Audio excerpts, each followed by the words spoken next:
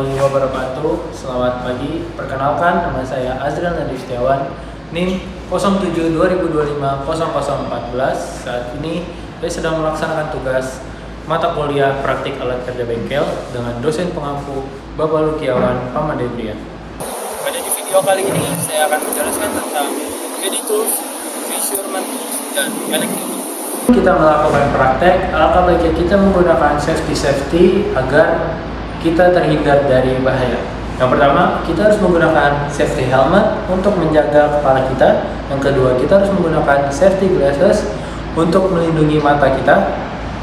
Kita harus menggunakan vest juga dan menggunakan celana panjang, dan juga yang terakhir menggunakan safety shoes. Oke, setelah ini saya akan menjelaskan tentang materi CAD tools. Baik, pada kali ini saya akan menjelaskan tentang materi CAD tools. Ini seperti yang ada di depan hadapan saya. Ini merupakan CAD tools. Fungsi dari CAD tools itu merupakan sebuah alat penyimpanan tools yang biasa digunakan oleh para mekanik agar membuat tools tersebut tersusun secara rapi dan tertata dengan layak. Oke, dalam CAD tools ini banyak merupakan macam-macam tools. Pertama, ini ada long extension, ada socket, ada extension lagi, ada L handle, ada crowbar, ada pipe range, dan ada adjustable range, dan ini torsi range. Selanjutnya, sini ada plastic hammer, rubber hammer, terus ini ada scraper, dan ini ada chopper hammer. Oke, selanjutnya ini merupakan magnetic pickup tools. Terus ada T-handle, ada sliding T-bar, dan ada punch and chisel. Selanjutnya ini merupakan combination wrench, dan ini juga combination wrench, hanya berbeda ukurannya saja. Ini juga sama, combination wrench. Di sini ada Allen keys dan torque keys. Perbedaan dari Allen keys dan torque keys, ini merupakan Allen keys yang seperti biasa digunakan. Kalau torque keys, dia hanya beda di ujung sininya saja karena dia berbentuk seperti bintang. Oke, selanjutnya ini ada long socket, ini ada socket, terus juga ada socket hanya berbeda ukuran saja. Ini ada universal socket joint, ini ada ratchet, ini ada vice grip, dan ini adjustable range, ini long nose plier, dan ini long nose vice grip.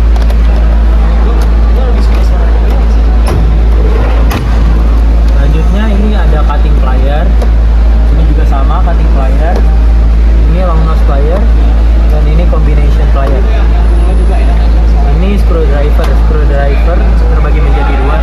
Ini merupakan screwdriver yang cross, dan ini merupakan screwdriver yang mid. Oke, ini untuk tools yang terakhir. Ini merupakan double open range. Ini ballpoint hammer. Ini ada plastic hammer. Ini ada filler gauge. Dan ini ada punch and chisel. Baik, untuk penjelasan materi pada kali ini saya cukupkan. Selanjutnya kita akan melakukan praktik pada tools yang telah saya sebutkan tadi. Oke, baik. Jadi setelah saya menjelaskan tentang macam-macam alat-alat yang ada di CAD tools, kali ini saya akan mencoba pengaplikasian tools pada NAT yang ada di sini. Untuk beberapa tools yang saya gunakan, itu yang pertama ada ratchet dengan socket dan extension. Lalu saya menggunakan long nose vice grip untuk membuka butterfly nut. Ada screwdriver yang cross, combination wrench, dan satu lagi yaitu Allen keys. Oke, untuk tools yang pertama saya mengambil tools screwdriver, ini yang ujungnya berbentuk cross. Nah, di sini kita cari nut yang berbentuk seperti ini, yaitu di sini. kita ingin mengendorkan. Cara mengendorkannya itu berlawanan arah jarum jam.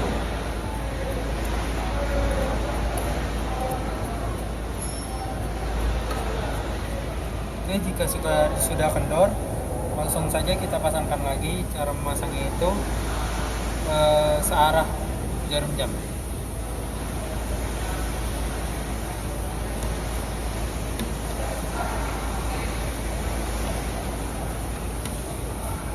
Oke, sudah.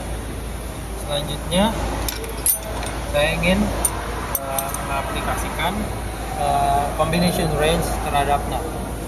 Kita cari ini untuk combination range-nya di angka 12. Kita cari untuk nut yang angka 12 itu yang mana? Ayo coba. Oh, yang ini. Seperti tadi, cara mengendorkannya berlawanan arah jarum jam.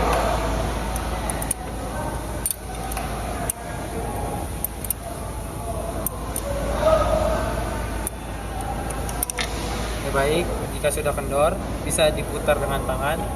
Jadi saya langsung mengencangkannya kembali searah jarum jam.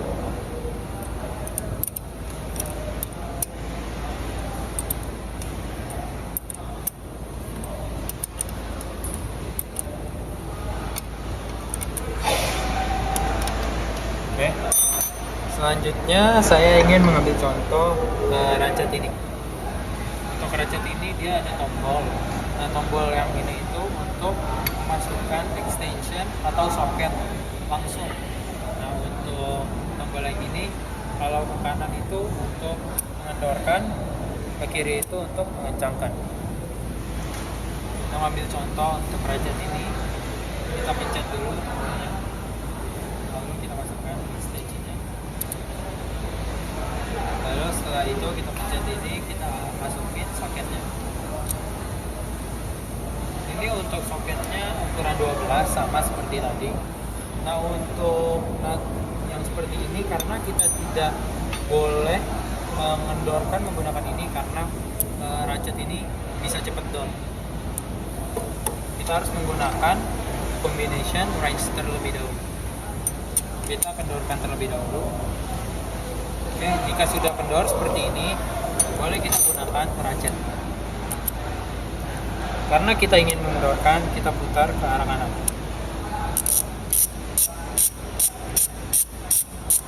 Bisa seperti ini atau tidak seperti ini. Karena ini cukup memakan waktu karena kita seperti ini. Oke, jika sudah kendor, langsung kita putar ke arah kiri untuk mengencangkan terlebih dahulu.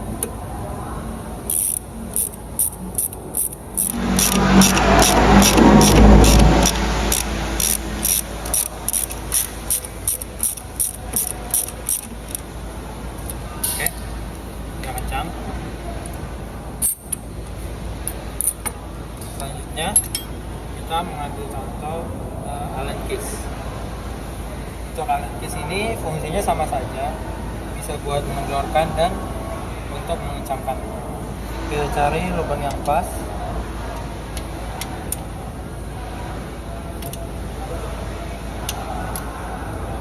Ini aja.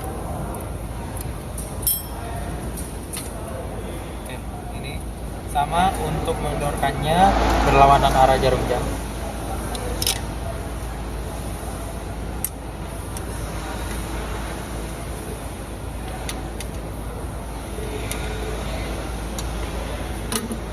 Tidak perlu lama-lama, langsung kita kencangkan lagi searah jarum jam.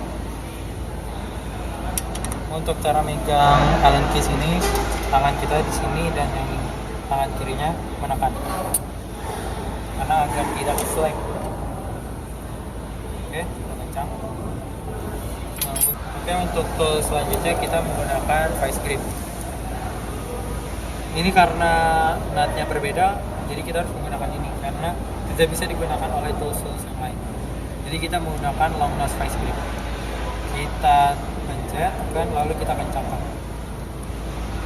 lalu kita putar.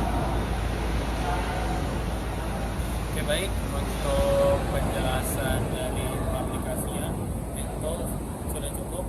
Selanjutnya kita akan lanjut ke electrical. setelah dari Candy Tools, kita masuk ke electrical tools. Pertama, ini saya ngambil contoh tachometer. Fungsi dari tachometer ini dia untuk mencari RPM pada sebuah engine, putaran engine. Nah, jadi di sini saya mau ambil contoh dalam putaran kipas angin ya. Sebelum kita mulai cek RPM-nya, kita pastikan dulu kita harus menempel stiker ini. Ini namanya reflection mark. Fungsinya ini dia untuk membaca RPM yang ada di tachometer ini. Oke, yang pertama kita coba untuk speed yang pertama.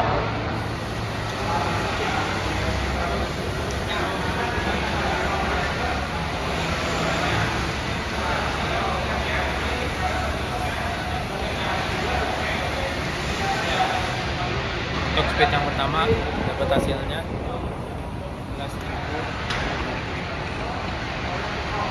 Sekarang kita coba speed yang kedua.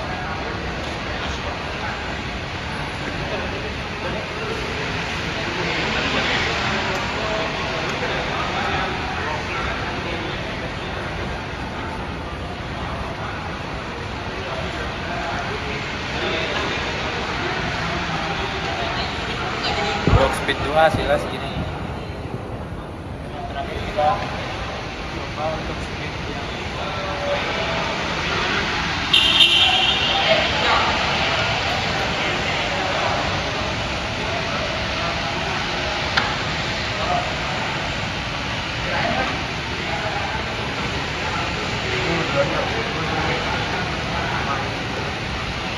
untuk speed yang terakhir hasilnya segini.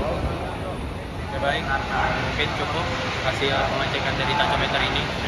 Selanjutnya, aku bakal ngejelasin electrical tools selanjutnya. Nah, ini yang itu bernama battery charger. Nah, fungsi dari battery charger ini banyak ya teman-teman. Aku bakal ngejelasin satu persatu terlebih dahulu. Di sini ada 12 volt. Nah, fungsi dari 12 volt ini, kalau semisalnya kita mengecas aki yang berkapasitas 12 volt, dia akan menyala di arah sini. Nah, kalau semisalnya kita mengecas aki berkapasitas 24 volt, dia yang akan menyala. Nah, di sini ini tanda-tanda saat kita melihat baterainya sudah seberapa. Nah, ini oke. Nah, bisa kalian lihat oke itu artinya berarti baterai ini sudah terisi full 100%. Seperti ini artinya baterainya kosong, tidak ada baterai sama sekali. Nah, di sini ini bisa kita sebut masih 1/4 ya teman-teman, di antara 25 sampai 50%. Nah, di sini kalau yang ini 50 sampai 75%. Ini masih belum full ya teman-teman, tapi masih sudah terisi. Nah, ini bisa kita lihat yaitu AGM. Nah, AGM ini dia itu kalau misalnya kita mengecas di area seperti tertutup atau dingin, kita mengecas di dalam ruangan, nah, AGM ini dia akan menyala. Kalau R ini artinya dia recondition. Nah, artinya kalau misalnya kita mengecek kapasitas akinya seperti apa, nah kalau recondition ini dia menyala, berarti aki itu sudah tidak layak untuk digunakan. Nah, kalau yang seperti tanda colokan ini, dia itu untuk menjumper sebuah aki mobil, bisa aki apa saja. Nah, fungsinya itu untuk menjumper. Nah, untuk plus dan minus ini, kalau misalnya kutub plus dan kutub minus terbalik, indikator. Oke, langsung saja kita mulai prakteknya. Kita colok terlebih dahulu. Oke. Setelah itu kita masukkan ini yang plus atau yang bisa kita sebut sebagai kutub positif, dan ini kutub negatif.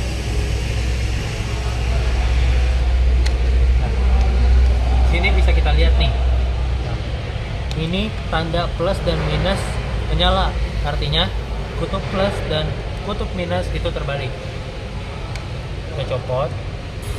Kita pindahkan kutub plusnya di sini dan kutub minusnya di sini. Nah, artinya ini dua kutub sudah mencapit secara benar dan indikator plus dan minus ini tidak menyala. Jadi kita pencet, kita lihat baterainya segimana. Nah, baterainya di arah sebelah sini, artinya baterai ini melemah. Nah, indikator ini Nah, sudah menyala kuning seperti ini, artinya kita sedang mengecas baterai ini. Oke. Nah, di sini angka 12 volt. Artinya dari baterai ini kapasitasnya yaitu 12 volt. Ini sambil kita cas ya teman-teman, karena dia sudah berwarna kuning ini artinya dia sudah mengecas. Ini baterainya benar-benar habis ya teman-teman, sangat kosong di sini. Sekarang kita coba ke AGM. Nah, AGM nyala. Nah, karena ini kita di dalam ruangan, jadi indikator AGM ini menyala teman-teman. Nah, ini dia berwarna seperti ini. Nah, kalau kuning ini berarti artinya aki ini masih bagus teman-teman, tidak perlu diganti. Kecuali dia berwarna merah. Nah, kalau misalnya R ini, yaitu artinya recondition. Nah, semisalnya dia berwarna merah, artinya aki yang sedang kita cek ini dia sudah tidak baik atau sudah tidak layak untuk digunakan. Jadi kalau misalnya masih seperti warna kuning seperti ini, dia masih layak untuk digunakan. Kalau misalnya dia warna merah, artinya dia sudah tidak layak untuk digunakan. Nah, ini artinya kalau misalnya kita sedang menjumper sebuah mobil, misalnya kita menjumper sebuah mobil atau kendaraan-kendaraan lainnya, indikator ini akan menyala. Nah, dan yang terakhir,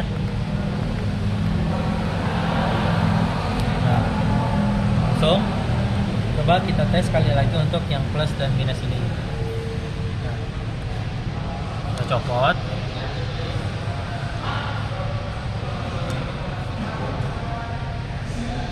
Nah, dia menyala ya teman-teman, seperti tadi ya. Nah, artinya kutub positif dan kutub negatif ini terbalik.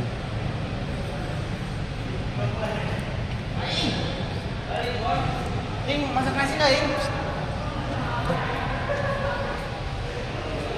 Oke teman-teman, mungkin penjelasan dari baterai charger sudah cukup sangat jelas ya teman-teman ya.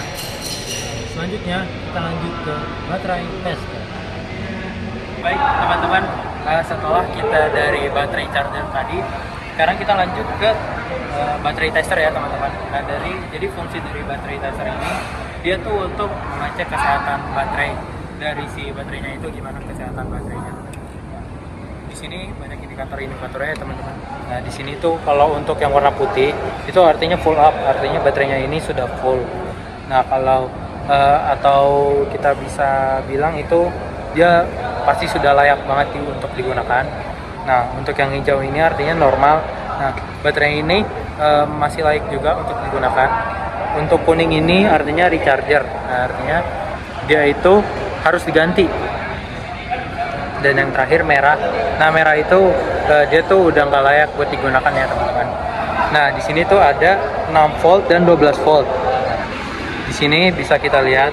Nah, jika nanti setelah kita mengecek, kalau dia jarum panjangnya ini ke angka 12 volt, artinya baterai itu menunjukkan 12 volt. Nah, jika nanti setelah kita cek 6 volt, maka dia akan ke jarum yang ke 6 volt ini. Kita langsung saja kita tes ya teman-teman.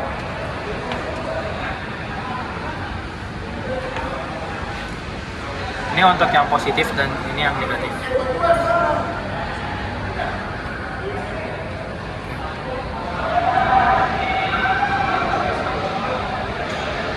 Oke, jadi bisa kita simpulkan ya teman-teman. Jadi si baterainya itu dia menunjukkan di angka warna merah.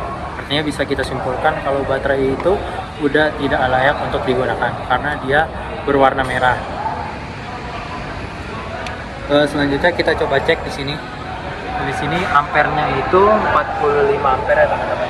Nah, jadi untuk di baterai tester ini kita gunain di angka 40 sampai 60 ampere karena di situ 45, jadi kita harus ambil 40 sampai 60. Coba kita cek lagi teman-teman. Oke. Memang warna merah ya teman-teman. Jadi memang bisa kita simpulkan kalau kesehatan dari baterai ini dia sudah tidak layak untuk digunakan. So ya, aku ingin ngasih tahu kalau kita menggunakan baterai tester ini untuk mengecek area kutubnya itu, kita tidak boleh menancapkannya terlalu lama. Jadi kita harus menancapkannya itu selama 5 detik aja. Kalau bisa lewat dari 5 detik, jadi si baterai testernya ini bakal rusak ya teman-teman. Oke. Selanjutnya, teman-teman, setelah kita dari baterai tester, kita lanjut ke avometer ya teman-teman ya. Nah, jadi ini kita menggunakan avometer yang analog ya teman-teman ya. Oke. Di sini ada tombol yang plus dan ini yang minus. Ini untuk yang plus kita colokkan dan yang minus kita. Oke, fungsi dari avometer ini dia untuk mengecek tegangan dari suatu baterai ya. Di sini itu ada arus V seperti ini. Nah, ini artinya AC, ini DC, ini ampere, dan ini ohm. Sebelum kita menggunakan avometer ini, kita melakukan kalibrasi dulu ya. Jadi cara kalibrasinya itu kita putar ke ohm, kita pakai dikali 1 aja ya teman-teman. Ini udah dikali 1. Dia udah menunjukkan angka 0 ya teman-teman.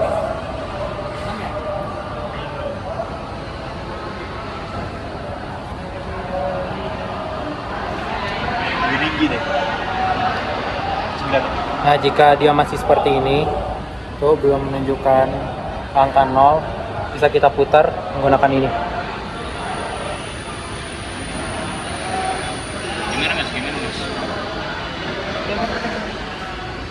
Nah, bisa kita putar menggunakan ini.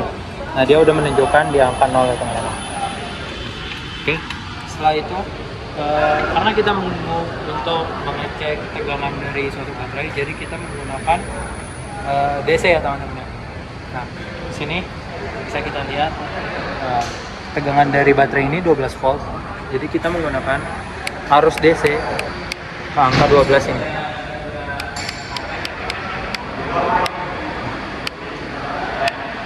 Oke, sudah 12. Selanjutnya kita cek.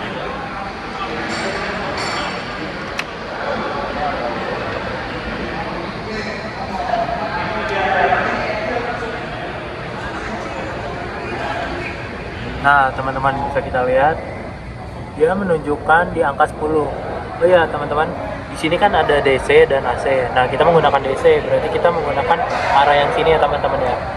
Di angka 8, 10 dan 12 ini karena kita menggunakan arus yang DC.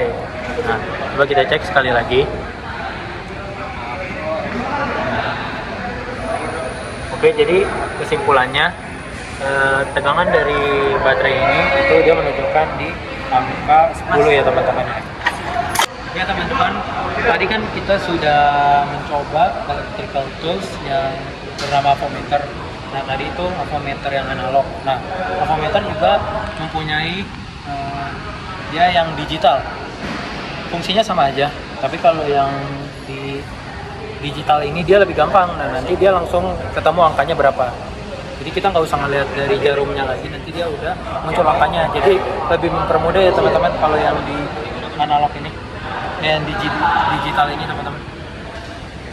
Nah, ini bisa kita lihat. Sebenarnya sama aja sih teman-teman. Nah, di sini itu off, ini arus AC, DC, milivolt, ohm, terus ada ampere, banyak macam-macamnya.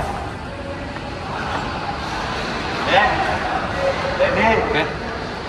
Kita menggunakan arus yang DC, kita pindahkan, kita putarkan ke sini. Udah.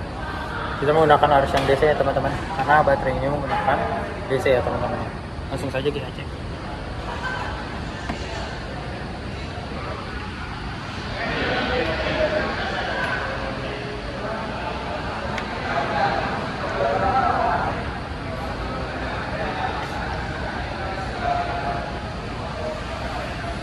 Oke, bisa kita lihat ya teman-teman ya, arus dari baterai ini 9,8. Mungkin karena tadi berbeda, jadi kita disarankan untuk menggunakan yang digital ya teman-teman, karena dia lebih efektif digunakannya. Jadi bisa kita simpulkan kalau di arus baterai ini itu 9,8 yang telah kita cek tadi.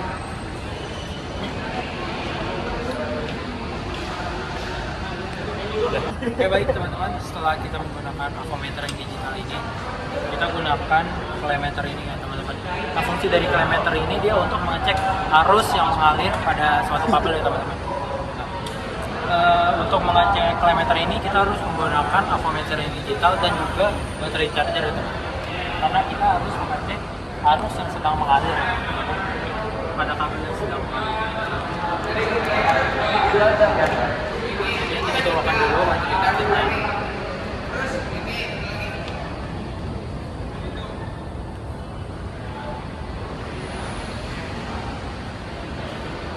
Kita pencet dulu ya teman-teman.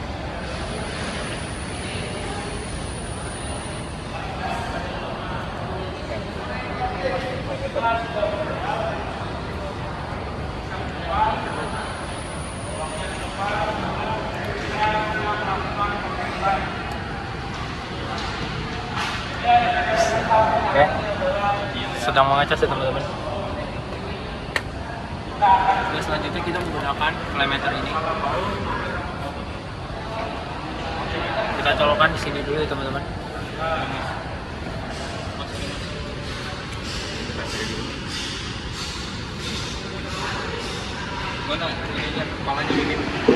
Oke, untuk mengecek klemeter ini kita menggunakan milivolt ya teman-teman. Oke. Ini sudah milivolt. Teman-teman, setelah kita lihat ini baterainya dia sudah mengecas ya, berarti sudah ada arus listrik yang sudah mengalir. Nah, selanjutnya kita menggunakan klemeter ini. Kita menggunakan di milivolt ya teman-teman. Milivolt. Selanjutnya kita nyalakan terlebih dahulu. Kita lakukan kalibrasi sampai 0 ya teman-teman. Oke, udah 0 ya teman-teman. Untuk cara kalibrasinya hanya putar ini aja sebenarnya. Nah tadi sudah 0 ya teman-teman ya. Langsung saja kita masukkan sini. Nah kabelnya ini dimasukkan di klemeter sini ya. Jadi tinggal kita masukkan seperti ini.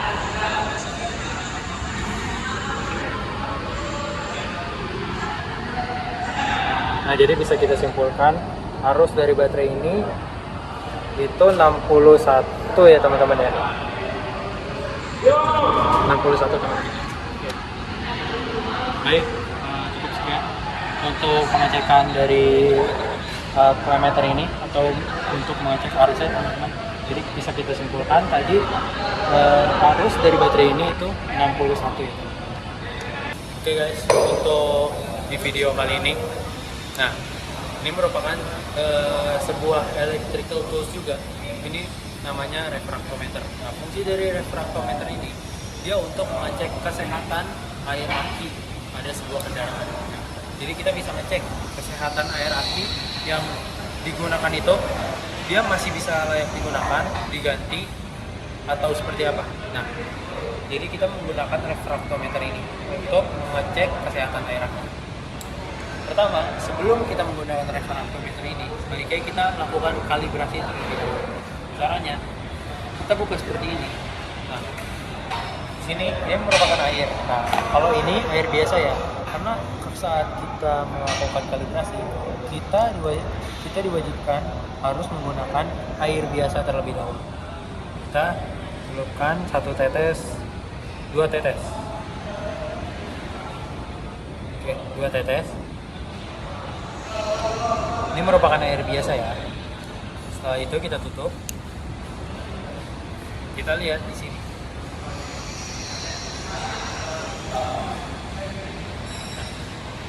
Jadi untuk kalibrasi refraktometer ini, dia itu garisnya, garis biru, dia sejajar dengan garis waterline.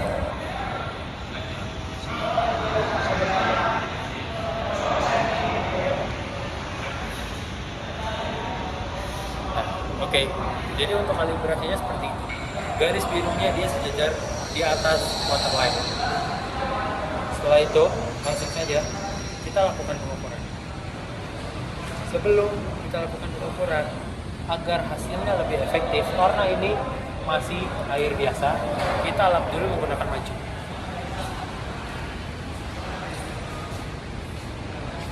Setelah kita mengelap air biasa menggunakan maju, selanjutnya kita lakukan pengukuran terhadap air aki yang ingin kita tes. Bagaimana kesehatannya? Langsung saja kita ambil sedikit saja, tidak usah banyak-banyak. Ambil sekitar 1 tetes atau tidak 2 tetes. 1, 2.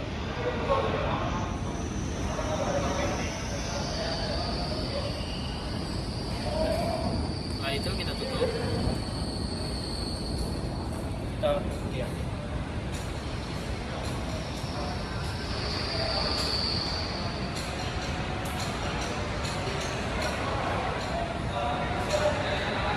Oke, bisa kalian lihat.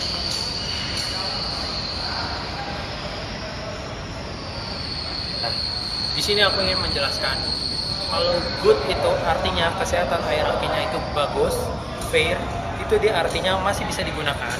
Nah, kalau recharge itu, dia itu artinya air aki ini harus secepatnya diganti karena dia sudah tidak layak untuk digunakan.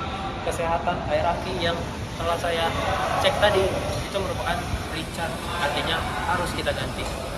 Bisa yang tadi sudah kalian lihat, garis warna biru itu dia menghadap di bawah recharge, artinya pada kesimpulan refraktometer ini, kesimpulan dari air aki ini harus diganti karena dia sudah menunjukkan di bawah recharge. Baik, selanjutnya kita lanjut ke pengukuran sama untuk mengecek air aki juga, yaitu beda alat yang bernama hidrometer. Setelah electrical tools yang sudah saya sebutkan, nah untuk yang terakhir ini ada hidrometer. Nah, fungsi dari hidrometer ini dia untuk mengecek kesehatan air aki pada kendaraan-kendaraan biasanya. Langsung saja. Jadi di hidrometer ini dia itu ada tulisan kalau hijau itu good, putih itu fair.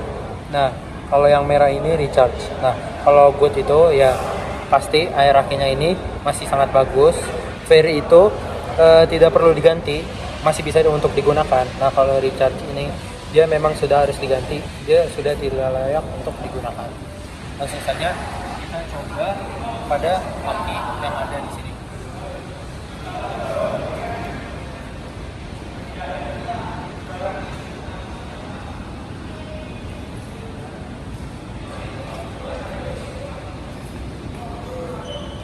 Oke guys, bisa dilihat. Nah, di sini dia menunjukkan warna merah. Artinya kesehatan dari air aki ini itu sudah harus diganti. Tidak bisa untuk digunakan lagi.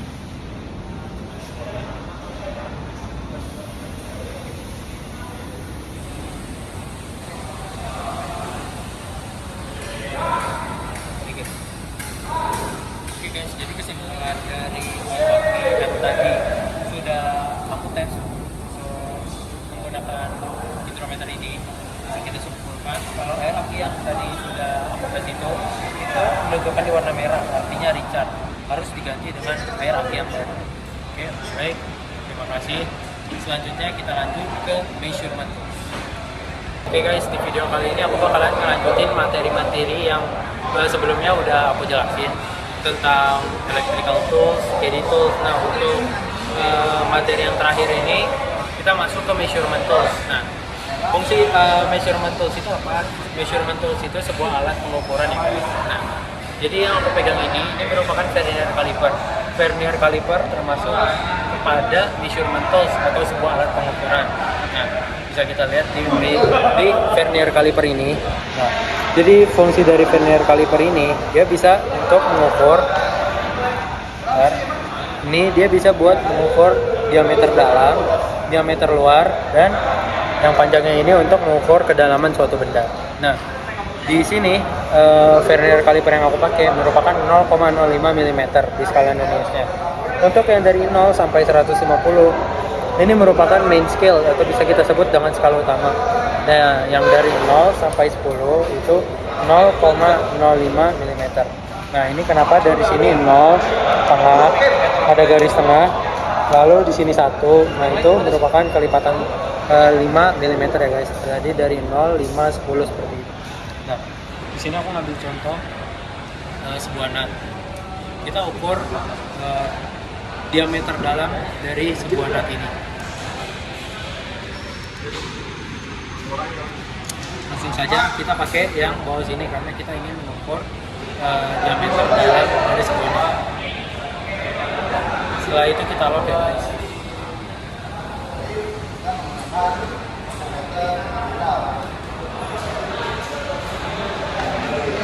Oke, setelah sudah di lock, langsung saja kita baca dulu.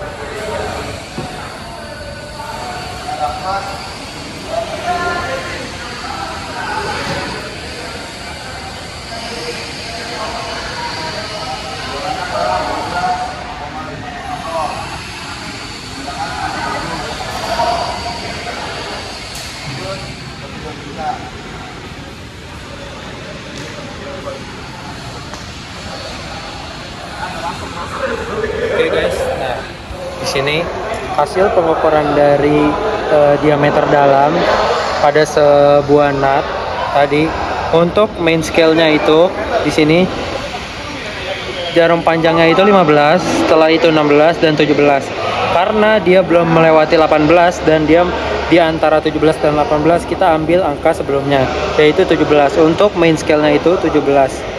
Nah, untuk skala noniusnya di sini kita cari di mana garis yang panjangnya sama dengan skala utama. Nah, di sini bisa kita lihat yang garisnya sama itu di 35. Ya guys. Nah, jadi bisa kita simpulkan untuk diameter dalam pada sebuah nut itu 10,35 mm. Oke. Nah, selanjutnya ini merupakan sebuah vernier kaliper juga. Fungsinya sama juga untuk mengukur suatu benda juga. Ini sebuah alat pengukuran. Nah, hanya berbedanya di skala noniusnya saja. Karena yang tadi kita gunakan itu 0,05 dan yang aku gunakan sekarang ini 0,02. Sama, ini fungsinya buat mengukur diameter dalam, diameter luar, dan kedalaman suatu benda. Coba kita ukur lagi memastikan untuk yang 0,02 ini. Oh iya, sebelum itu saya ingin ngasih tahu. Nah, ini berbedanya hanya di sini. Nah, skala utamanya masih sama ya, seperti ini. Nah, dia hanya berbeda di skala noniusnya, seperti ini. Nah, karena ini skala noniusnya 0,02, jadi dia kelipatan 2 setelah 0, 2, 4, 6, 8. Nah, setelah itu satu ini 10 ya guys. Nah, jadi seperti itu untuk kelipatan. Sekarang kita buat diameter dalam.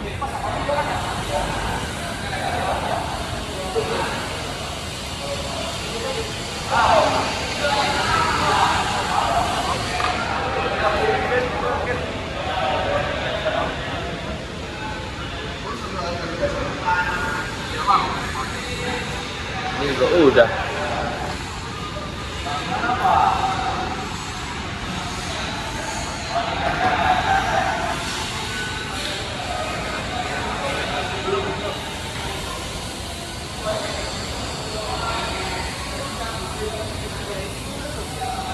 Oke, untuk hasil pengukurannya bisa kita lihat guys.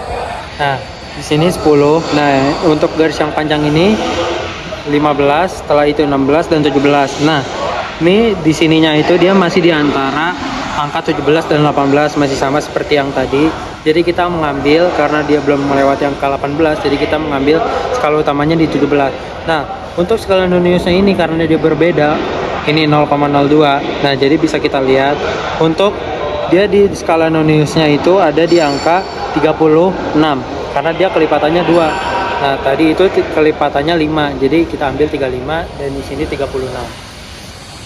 Mungkin cukup sekian dari penjelasan vernier kaliper ini. Selanjutnya kita lanjut ke mikrometer. Oke, baik teman-teman. Setelah kita mencoba praktik vernier kaliper tadi yang sudah saya jelaskan, sekarang kita masuk ke measurement tools yang kedua. Nah, Yang aku pegang ini merupakan measurement tools juga. Fungsinya sama untuk mengukur suatu benda atau bisa kita sebut dengan sebuah alat pengukuran. Yang aku pegang ini merupakan micrometer. Aku bisa jelasin dulu micrometer ini. Jadi di micrometer ini yang aku pegang ini dia merupakan skala Nonius 0,01. Nah, jadi bisa kita lihat setelah 0 itu 1, 2, 3, 4. Nah, sampai di angka 5 ini 5. Pokoknya 0,01 mm. Nah, untuk yang di bawah ini. Nah, semisalnya ini angka 5. Tapi di angka bawahnya itu nggak kelihatan. Nah, itu bernilai 50. Nah, semisalnya di sini 5. Nah, 50. Nah, yang angka di bawah ini juga kelihatan. Nah, jadi bisa kita ambil 50,20. Nah, di skala Noniusnya ini 25. Jadi 50 yang atas kita simpan dulu. 50-nya dikurangin.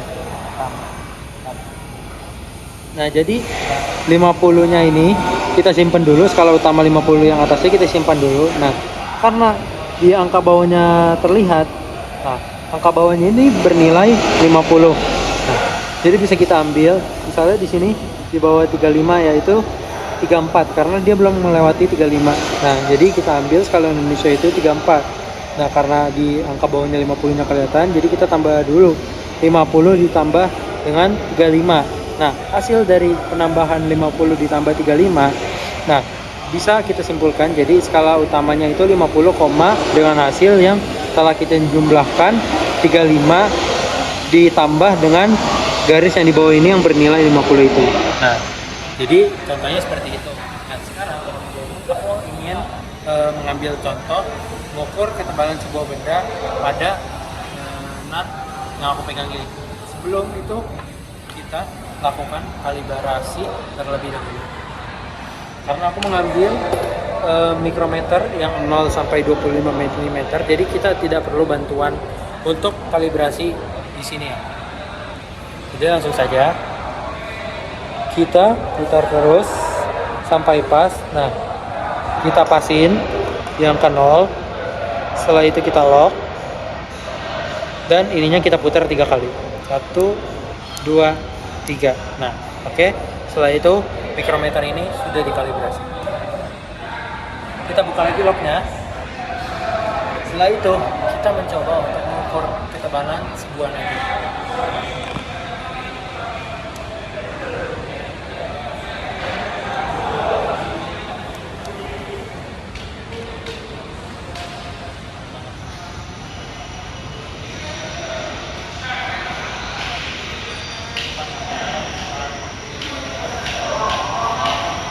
Kita lihat nih, kita mengukur ketebalan sebuah nut. Kita ukur ketebalannya berapa. Kita baca di sini ya teman-teman. Oke, jadi bisa kalian lihat setelah hasil pengukuran pada ketebalan suatu benda ini. Nah, bisa kita lihat. Nah, di sini angkanya 10, 11, 12, 13, 14. Nah, angka 14 tetapi bawahnya terlihat. Nah, untuk yang bawah ini bernilai 50. Untuk skala utamanya 14,50. Nah, jadi untuk lebih simpelnya gini. 14-nya kita simpan, lalu 50-nya kita jumlahkan dengan skala Nonius. Bisa kita lihat skala Noniusnya ini menunjukkan di angka 15. Nah, jadi di angka 50 ini kita jumlahkan dengan skala Nonius yaitu berjumlah 15. Nah, kita jumlahkan 50 ditambah 15 yaitu 65. Jadi kita simpulkan untuk ketebalan pada sebuah nut yang kita ukur ini mencapai 14,65 mm. Oke, jadi mungkin cukup sekian untuk pengukuran pada mikrometer ini. Selanjutnya kita lanjut ke dial boarding. Oke, baik guys, di video kali ini aku bakal menjelaskan tentang measurement tools yang terakhir. Nah, yang aku pegang ini merupakan measurement tools juga. Ini namanya dial boarding. Nah, jadi fungsi dari si dial boarding ini dia itu untuk mengukur kedalaman lubang silinder ya guys. Nah, jadi kayak misalnya kita ingin mengukur ketirusan, keausan. Nah, pada kedalaman sebuah silinder itu kita bisa menggunakan si dial boarding ini. Nah, fungsi dari dial boarding itu seperti itu. Nah, ada apa aja sih di dial bore gauge ini. Nah, aku bakal menjelasin. Yang pertama, ini merupakan dialnya. Nah, yang aku pegang ini merupakan grade. Nah, dan yang terakhir ini merupakan measurement point. Nah, ini measurement point-nya untuk yang ini. Nah, jadi di measurement point itu dia juga ada alat-alat tambahan. Nah, seperti yang bisa kalian lihat di sini. Ini merupakan replacement rod dan ini merupakan washer. Nah, jadi bisa kita tambahkan di measurement point ini untuk replacement rodnya dan si washernya ini. Nah, jadi sebelum kita melakukan pengukuran pada si dial bore gauge ini, kita harus menggunakan vernier caliper terlebih dahulu. Nah, setelah kita menggunakan vernier caliper, kita tahu misalnya ukuran 82. Nah, kita bisa menggunakan si replacement rod ini. Nah, misalnya di sini cuma 50. Nah, dan di sini kita butuhkan itu 80. Nah, kita cari di sini 80 dan si replacement rodnya ini 80 dan si washernya ini 2. Jadi misalnya kalau kita dapat 82, jadi bisa kita tambahkan dengan replacement rod dan si washernya. Nah, setelah ini aku bakal menggunakan si vernier caliper untuk mengukur diameter sebuah silindernya agar kita tahu ukurannya seberapa.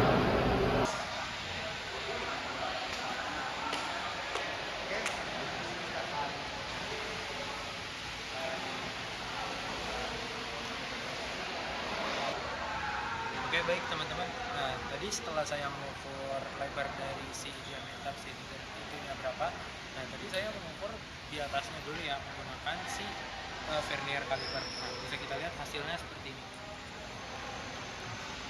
Dia menunjukkan untuk di main scale-nya di skala utama dia menunjukkan di angka 81 karena dia belum melewati di angka 82. Nah, untuk garis yang paling lurusnya di skala Nonius bisa kita lihat dia ada di angka 60. Nah, jadi bisa kita simpulkan kalau kelebaran dari si silinder liner itu merupakan 81,60 mm. Selanjutnya, setelah saya mendapatkan hasil dari vernier caliper, saya pasangkan di measurement point yaitu replacement rod dan washer. Replacement rodnya berukuran 80 dan untuk si washernya berukuran 2. Jadi totalnya itu 82. Karena sesuai dengan hasil pengukuran yang telah saya ukur menggunakan vernier caliper yang telah saya ukur tadi. Selanjutnya saya akan melakukan kalibrasi terhadap micrometer dan dial bore gauge-nya. Nah, untuk di micrometernya ini kita pasangkan di ukuran 81,90 karena tadi hasil pengukuran kita mendapatkan di hasil 81,90. Nah, karena juga sudah sesuai untuk dial bore gauge-nya, kita mengambil di 82 sudah dipasangkan dengan replacement rod. Selanjutnya dial bore gauge-nya kita setting ke angka 0 ya teman-teman. Nah, teman-teman, ini merupakan contoh untuk pengukuran si lubang silinder linernya menggunakan dial bore gauge. Nah, ini saya mengambil contoh sumbu X.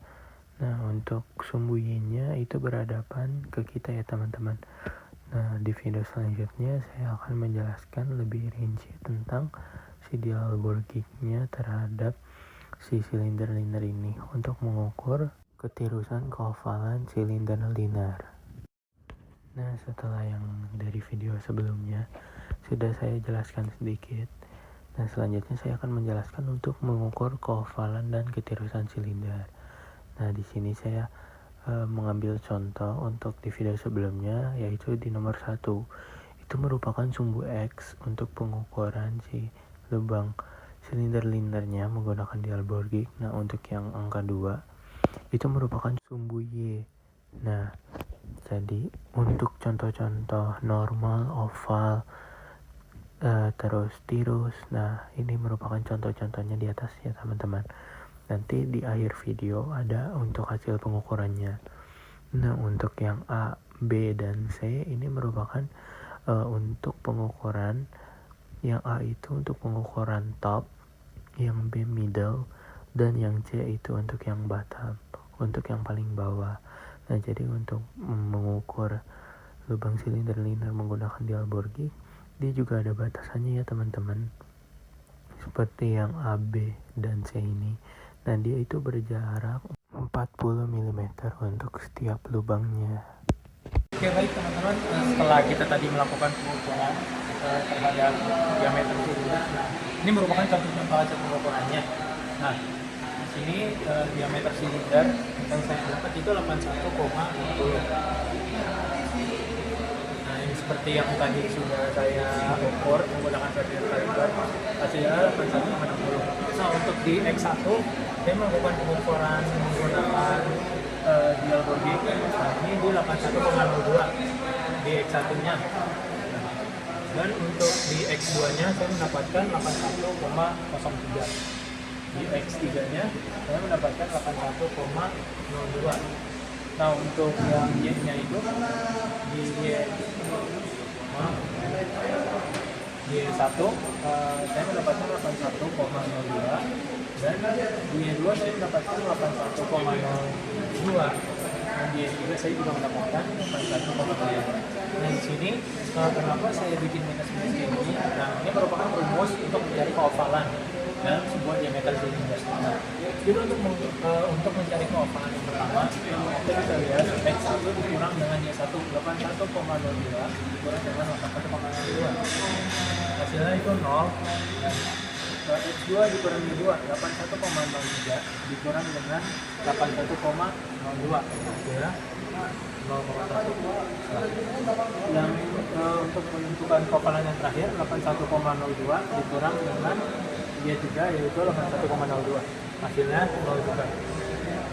Nah, karena untuk menentukan keovalan, ini kan keovalan itu berada di tengah. Jadi bisa kita lihat untuk keovalan diameter silinder yang telah saya cek tadi di 0,1. Selanjutnya kita melakukan pengecekan untuk ketirusan di diameter silinder tadi. Untuk mengecek ketirusannya di 81,03 ini untuk X1, dan untuk X2 nya saya mendapatkan 81,01, dan di X3 nya 81,02.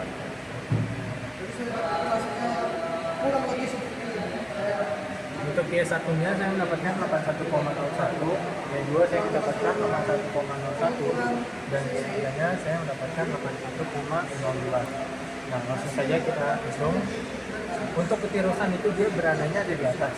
Kita lihat ketirusannya ini 0,2, karena dia sudah memasuki angka 0,2, artinya dia sudah masuk ke angka oversize di 0,20. Nah, untuk oversize pada sebuah silinder itu ada 0,25, 0,50, 0,75 sampai 0,20. Nah, untuk ketirusan silinder yang telah saya cek tadi, dia sudah memasuki ke angka 0,20, artinya dia sudah oversize. Nah, artinya si silindernya tersebut harus di repair agar memenuhi standar yang bisa sesuai. Jadi si silinder yang telah saya cek tadi harus dilakukan repair kembali untuk memenuhi standar. Selanjutnya kita melakukan pengukuran untuk mengecek cc tersebut. Nah, ini untuk rumusnya 0,785 dikali ini dengan diameter piston, dikali dengan diameter linear, dan dikali dengan langkah. Nah, 0,785 dikali 81 dikali 81 dan dikali 84 untuk melakukan pengukuran untuk mencari si cc tersebut. Nah, hasilnya itu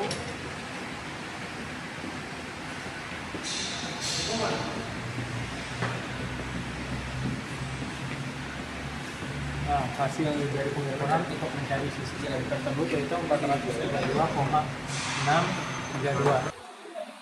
Baik teman-teman, mungkin cukup sekian penjelasan materi-materi yang telah saya jelaskan di video sebelumnya tentang gate tools, measurement tools, dan electrical tools. Mohon maaf jika banyak kata-kata yang salah.